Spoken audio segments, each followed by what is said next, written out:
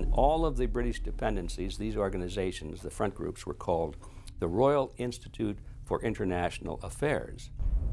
In the United States, they chose a different name.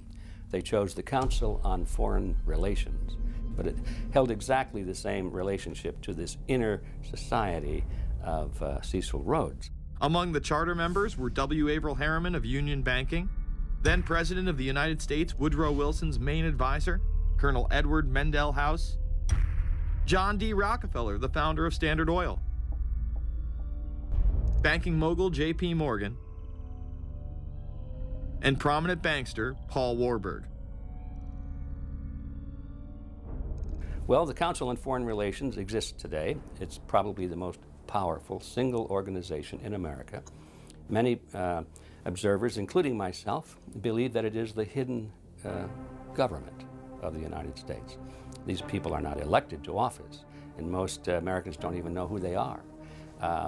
But they are holding all of the important positions in society. There are only about 4,000 of them in the United States, but I don't care what organization you want to look at, whether it's government, or whether it's the universities, or the large media centers, or whatever it is. You look at the people at the tops of those organizations, the owners, the managers, the CEOs, the board of directors, and I'm going to say probably 80 to 90% of the great power centers of America are dominated by just those 4,000 people who are members of the Council on Foreign Relations. Throughout its history, it would contain extremely influential and powerful individuals in finance, business, media, and politics. Former presidents of the United States include Richard Nixon, Gerald Ford, Jimmy Carter, and William Jefferson Clinton. Currently, Barack Obama claims not to be a member, but has spoken in front of the Council and has had his writings published in the Council's magazine, Foreign Affairs. It's been reported that you and your wife are in the globalist CFR, which is the Council on Foreign Relations. I'd like to know if that is true. Well, first of all, I'm not the Council on Foreign Relations. I don't know if I'm a official member. I've spoken there before. It basically is just a forum where a bunch of people talk about foreign policy, and so there's nothing. There's no official membership. I don't have a card or, you know, a special handshake or anything like that. Now, why is that important? It's important because the avowed purpose of the Council on Foreign Relations is to create a new world order, a global government based on the model of collectivism. And that includes the elimination of the United States as a sovereign nation. That's why it's important. The people running this country are determined to destroy it. The Council was heavily criticized during the 1980s for being an organization hell-bent on destroying national sovereignty in favor of a world government. So many of its members hid their association with the organization. Dick Cheney had this to say in response to a question by David Rockefeller, who became the CFR's youngest director in 1949 and was chairman of the board from 1970 to 1985. He remains an honorary chairman to this day. It's good to be back at the Council on Foreign Relations. As Pete mentioned, I've been a member for a long time and was actually a director for some period of time. I never mentioned that when I was campaigning for re-election back home in Wyoming. Now, you are the president of the Council on Foreign Relations, all right? Yes, sir. You guys toy with countries of the world like toys, don't you? You're like the Illuminati, you're the Masons, you control everything, don't you? That's the rap on you guys. What's so interesting now, though, is who's on the chessboard. It's the toys, if you will, are a lot more than states. Notice that Mr. Haas does not deny that the CFR has massive control over the geopolitical arena, and instead tries to focus on the separate entities outside of nation-states. Current Secretary of State Hillary Clinton also reveals the importance of the CFR here. But it's good to have an outpost of the Council right here down the street from the State Department. We get a lot of advice from the Council, so this will mean I won't have as far to go to be told what we should be doing and how we should think about the future. You have these private groups that are run and created by the elite, by the ultra-rich, wealthy families that have been manipulating global markets from behind the scenes for generations. They create these private groups that then feed information to the government, to senators, to congressmen, their recommendations, their policy papers, what they think should happen. And it's fascinating because if you actually read what it is that they're doing, the recommendations that they make, they're very able to get them put in place. Discussions that are going on in these private groups are really talks that should be going on in Senate committees and in the halls of Congress, but they're happening with these ultra-elite groups that are then pushing their propaganda into the political mainstream, and then it's becoming enacted, it's becoming put into law. Still not convinced the CFR is promoting a new world order? Listen to what Leslie Gelb had to say upon leaving the New York Times to chair the organization as its president in 1993. I loved it. Doing a column is a great job. I'm going to an equally great but different job, and in a way a job that caps everything I've been doing in my life, in government, in academia, and in journalism. I think that's what the Council on Foreign Relations will allow me to do. Well, you know, for example, you had me and 3 or 4 other folks on this show a few months ago to talk about the New World Order, right? Exactly. Right? Bob I talk Hormats about it, and you, exactly. Right. I talk about it all the time. New World Order wants a global system where one small central authority of individuals can then dictate a policy that's going to be distributed down to the rest of the world, everywhere, in the smallest little town in the middle of nowhere in some remote country. I now think it's safe to say that the Council is extremely influential on the world stage and openly promote global governance. The Council and the globalists were able to take this agenda to the next level following World War II. The United Nations was born out of the ashes of this conflict. Unlike the League of Nations, the United States not only joined this organization, they championed it. First book I wrote was The Fearful Master, a second look at the United Nations. It was written at a time when it was not popular to be critical of the UN. I mean, the United Nations was viewed by almost everybody as our last best hope for peace. It was a means, we were told, to bring humanity together and put an end to war and live in peace and harmony and promote trade and all of these good things. I wish it were any of those things, but it's not. The original charter for the United Nations was drafted in San Francisco in 1945, and the United States became a permanent member of the Security Council, along with France, the United Kingdom, the Soviet Union, and the Republic of China.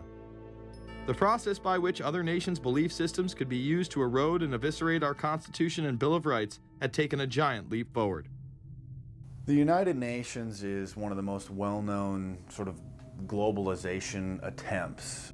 Its primary goal is to streamline all the governments of the world, to create a global council and to unify all the rules and all the regulations for the world. So it's essentially the precursor and an engine of this new world order. The United Nations is made up of all of the countries of the world, most of which are dictatorships of one kind or another. And you don't take a bunch of dictatorships and put them into a bag and shake it up and come out with a freedom-loving governmental unit. You come out with a global dictatorship. This was the public face of global governance. However, many other organizations have been birthed since. Even more suspect is a private group called the Trilateral Commission.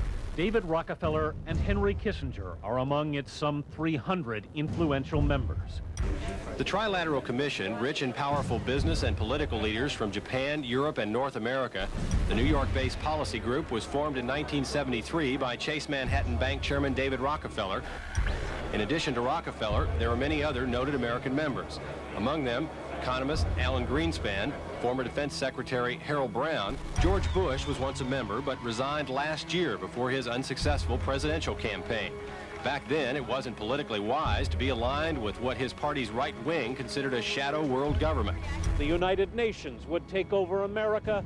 The Trilateral Commission would control the world. Just look at its membership, they say. Current and former members include Presidents Clinton, Bush, and Carter. names like Brzezinski, Christopher, Kissinger, and Schultz, and top executives of ITT, Xerox, Exxon, and Nations Bank. Although this group with only 300 members seems to be at the apex of the power structure, there is yet another group formed in 1954 that is even smaller in number and has a greater influence on world events. Meet the Bilderberg Group. This elite group meet annually around the globe. There is a core group of members who have attended every year for decades, such as David Rockefeller, Henry Kissinger, and Queen Beatrix of the Netherlands. These members invite others who are politically and socially relevant at the time. Each year, around 140 people are in attendance. Real quick, I asked Hillary this question. In 2004, you attended a meeting in Italy called the Bilderberg Group. I just want to know what you were doing out there, what that was all about. If she lied to me and told me she didn't go, I figured you might tell me the truth. All I did was go. They had a Republican and a Democrat. Republican was... I gave like a 20-minute talk on the presidential election. Did it have anything to do with being John Kerry's running mate? Did you talk about that at all? No, because I wasn't his running mate. Okay.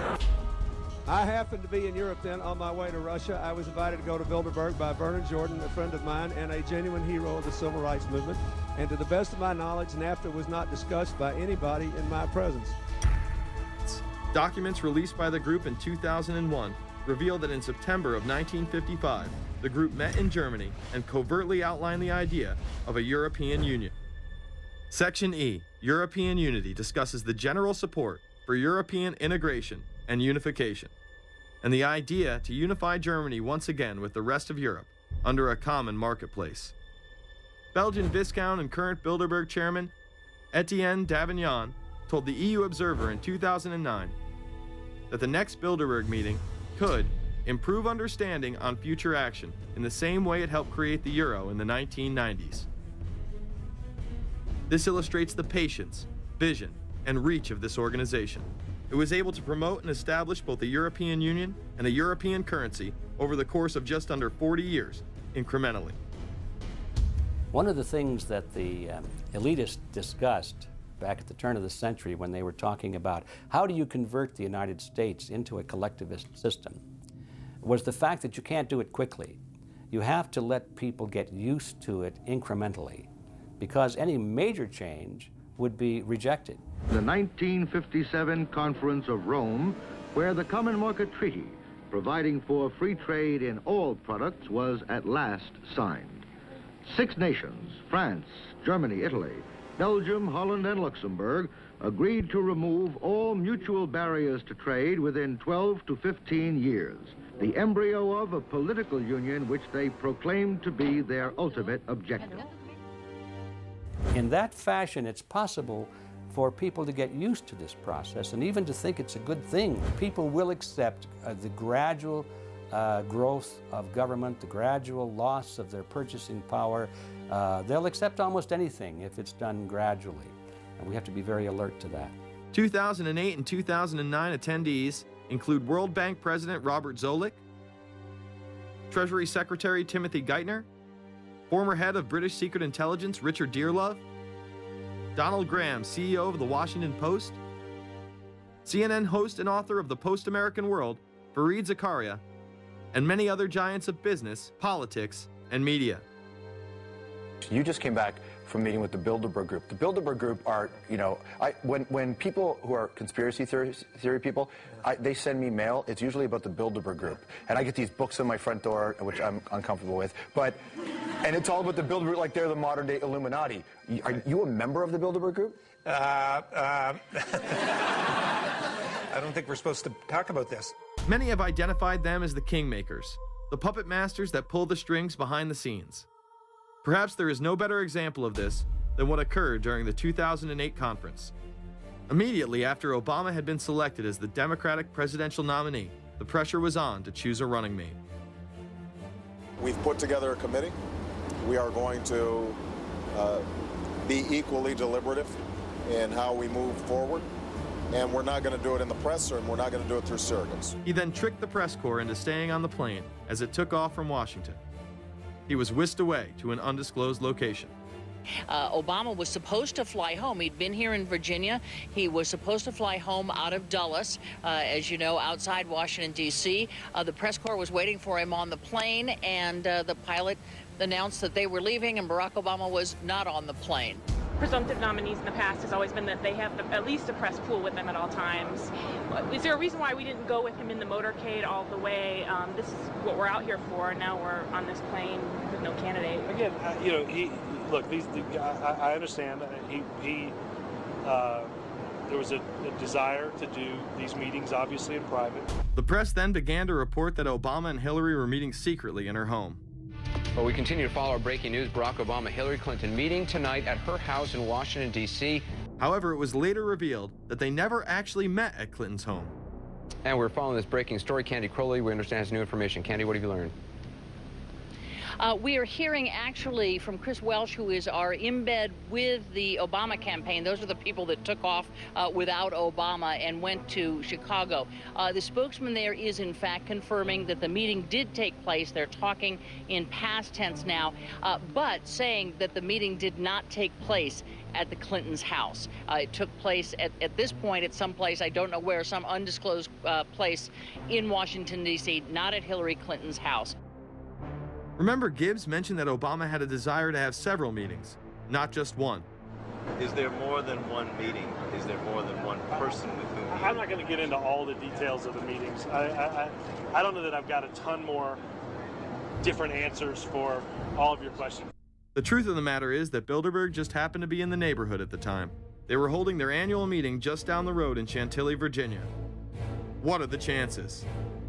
What's interesting and dangerous about the New World Order is that it's not a natural progressing idea. It's just not civilization naturally evolving and organizing into this system. It's the group of extremely powerful people that are manipulating the system to get it to this status from behind the scenes without anybody's knowledge. You have to ask yourself, if there isn't an agenda going on to keep those organizations quiet and to keep them out of the news, to keep the discussions about them behind closed doors, then why is it that these supposed experts on the left and on the right never talk about them?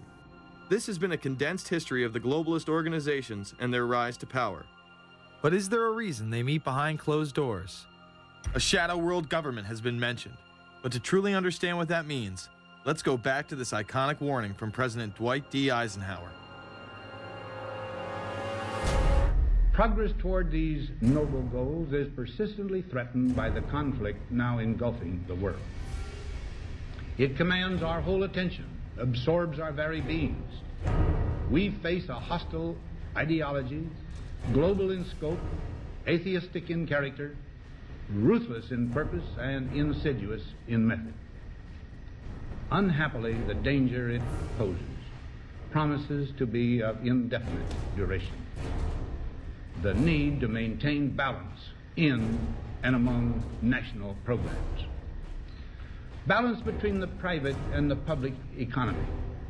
Balance between the cost and hoped for advantages. Balance between the clearly necessary and the comfortably desirable. We have been compelled to create a permanent armaments industry of vast proportions. We annually spend on military security alone more than the net income of all United States corporations. The total influence, economic, political, even spiritual, is felt in every city, every state house, every office of the federal government. Yet we must not fail to comprehend its grave implications. Our toil, resources, and livelihood are all involved. So is the very structure of our society. In the councils of government, we must guard against the acquisition of unwarranted influence, whether sought or unsought, by the military-industrial complex. The potential for the disastrous rise of misplaced power exists and will persist. America went into a major mobilization, revived its defense industries, and we saw the civilian economy of America more and more skewed through the 50s already in Eisenhower's time, he could see it coming, that you were getting a larger and larger defense military component of the economy, which, unlike the rest of the economy, was very, very centrally organized about lobbying for more and more new weapons. It was the political skills of this military-industrial complex, which I think Eisenhower was really warning us about, and rightly. There is a military-industrial complex. Today, we see a situation where the civilian economy is really in tatters, and most of our civilian production has gone overseas to third world countries. What do we export? Our biggest export practically is garbage, but apart from garbage, we export military equipment.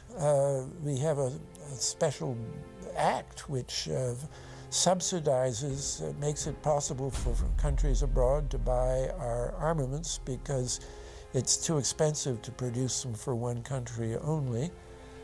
So we have become a very efficient military-industrial complex, but the civilian economy is only a ghost of what it used to be, and this has terrible consequences for democracy because it means that the power of this lobby is now sort of dominating what goes on in Washington.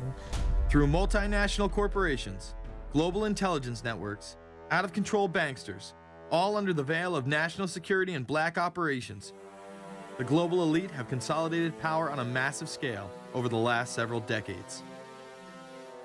You see, global corporations not only fund and develop large technological and military projects here and abroad, they also own the consumer industry and production, as well as all of the important media.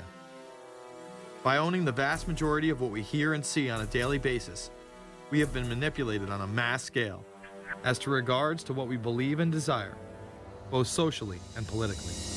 Edward Bernays, the nephew of world-famous psychoanalyst Sigmund Freud, would study group dynamics and become the father of public relations.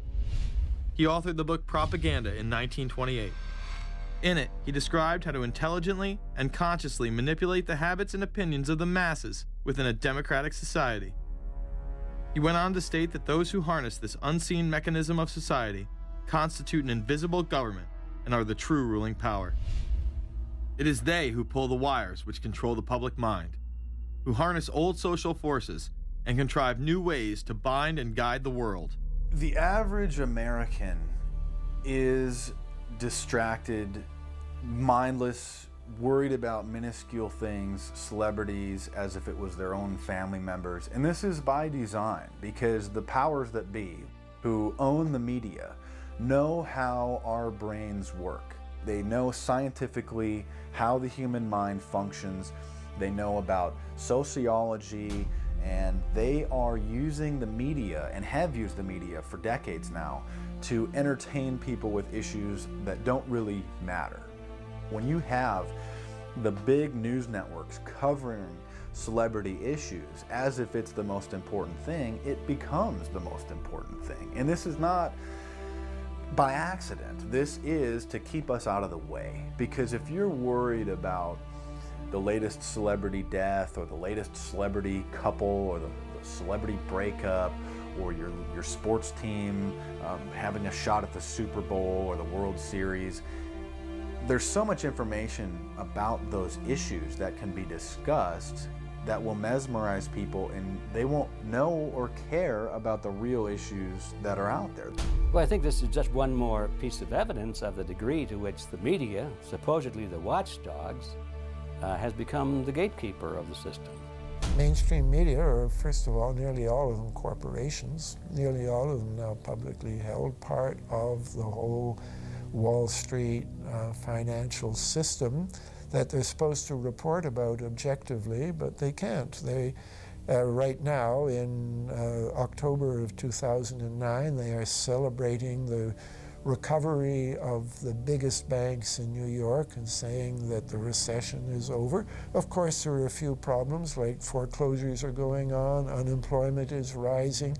All of this is affecting the American people, but it's not affecting the financial elite who also control the media. Bernays successfully identified the invisible empire which controlled the minds of men.